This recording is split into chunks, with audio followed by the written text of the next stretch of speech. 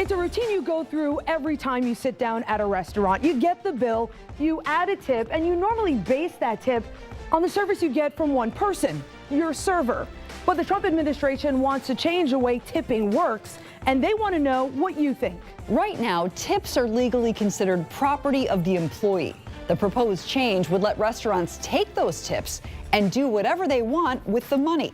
Nightside reporter Sarah Rosario went to find out how the change would sit with local servers and their managers. If you've ever been to Ferg Sports Bar and Grill in St. Pete, you've likely seen Trish Snyder. I've raised my kids on my tip money from here. I've been at Ferg's for 24 years. That's why she's upset about a change that could make tip pooling legal. If approved, it would allow employers to gather all tips earned by front of the house staff and share them with employees like cooks and dishwashers. The rule also gives employers the option to keep the tips for themselves or their businesses. I completely trust my management at my job, but there's plenty of other people out there that cannot say that, and everybody knows that's going to happen. A manager could take $50 every single day and make a lot more money, and you would never even know it was missing. Bianca Lowry says money she makes serving pays for school.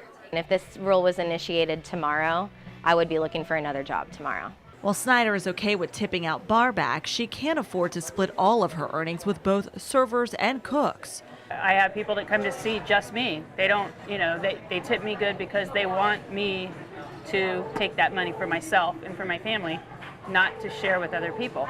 Owner Mark Ferguson says he'd never enforce it. I'm dead set against it. The Department of Labor says some restaurants are pushing for this rule change as a way to close the wage gap between servers and cooks. But people I spoke with say restaurants who want to pay their cooks more should consider giving those cooks a raise instead of taking money out of servers' pockets. If we raise the cook salaries, then we have to raise our consumer pricing. So we try to be competitive with other restaurants, and that's how we keep everything fair for everybody. Sarah Rosario, 10 News. And one more thing to consider, restaurant employees are not the only workers that this change would affect. It would also apply to the entire hospitality industry. That includes people who work in salons and casinos. If you have something to say about the proposal, the Department of Labor has opened up a public comment period. It ends, though, on February 5th, so you don't have that much time. To make it easier for you to weigh in, we put a link right on our website at WTSP.com.